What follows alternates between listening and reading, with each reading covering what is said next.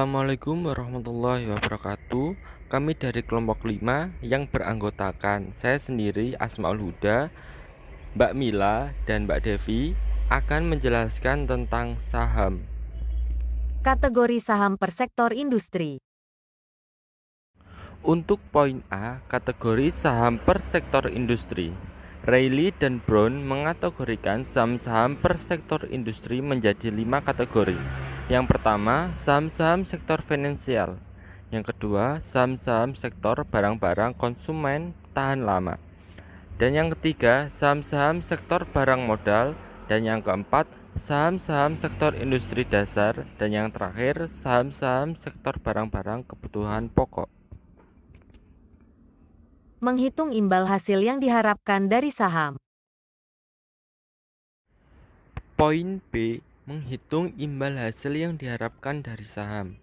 Rumus untuk menghitung imbal hasil yang diharapkan dari suatu saham adalah R sama dengan D1 dibagi P0 ditambah P1 dikurangi P0 dibagi P0.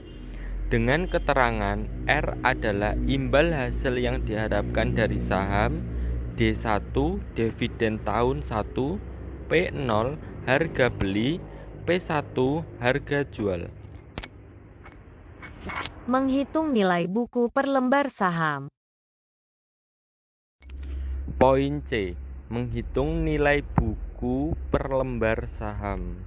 Rumus untuk menghitung nilai buku per lembar saham adalah NBP sama dengan TE dibagi SJB. Dengan keterangan NBP adalah nilai buku per lembar saham, TE total ekuitas, SJB adalah jumlah saham yang beredar.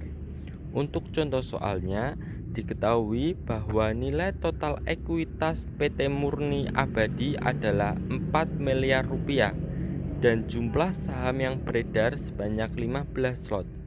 Dengan demikian, kita dapat melakukan perhitungan nilai buku per lembar saham PT Murni Abadi sebagai berikut.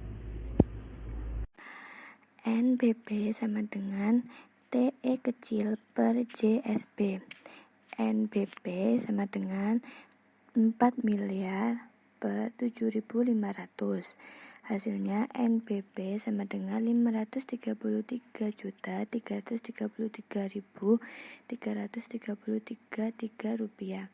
Berdasarkan perhitungan yang telah dilakukan, diketahui bahwa nilai buku per lembar saham PT Murni Abadi adalah 533.333.333 rupiah.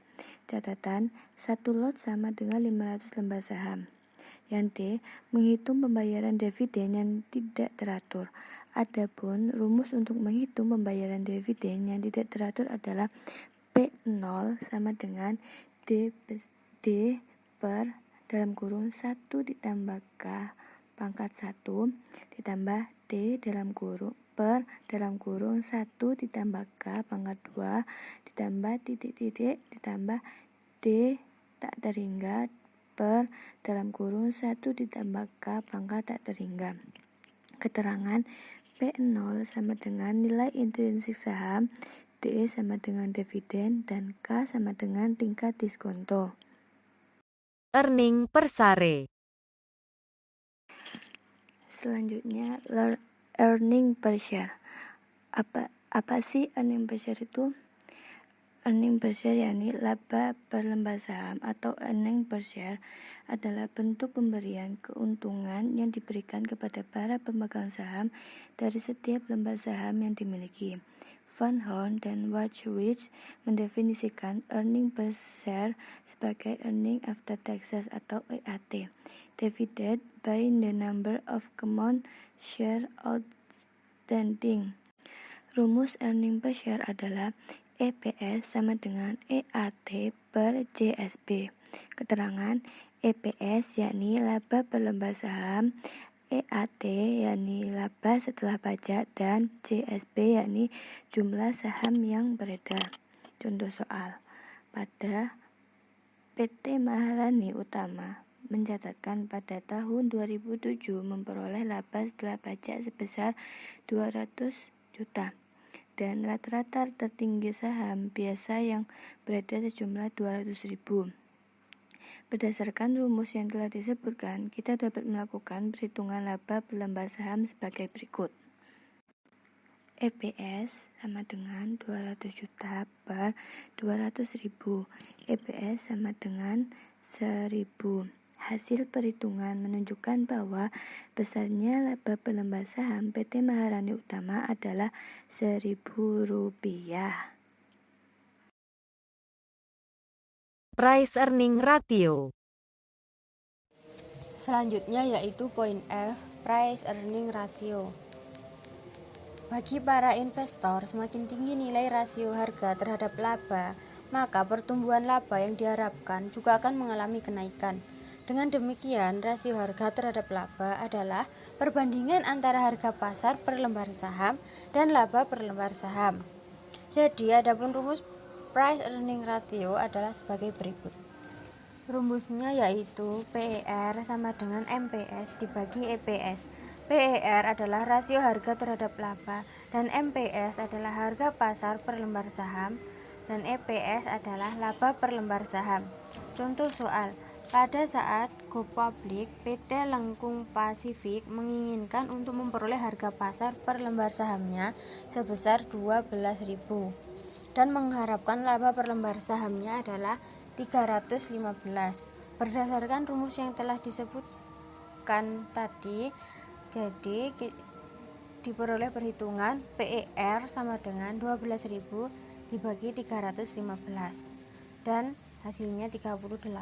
Jadi hasil perhitungan menunjukkan besarnya PER yang diperoleh PT Lengkung Pasifik adalah 38 kali. Zero Growth Model dan Signaling Teori. Selanjutnya poin G, Zero Growth Model dan Signaling Teori. Zero Growth Model oleh banyak investor lebih sering disebut sebagai model tidak bertumbuh. Zero Growth Model merupakan kondisi yang perlu dipahami oleh para investor secara hati-hati. Karena bagi investor, naik turun dan konstannya saham di pasar akan memberikan sinyal positif dan negatif. Adapun rumus Zero Growth Model yaitu P0 sama dengan D dibagi K, dengan keterangan P0 adalah nilai intrinsik saham, D adalah dividen konstan, K adalah suku bunga diskonto.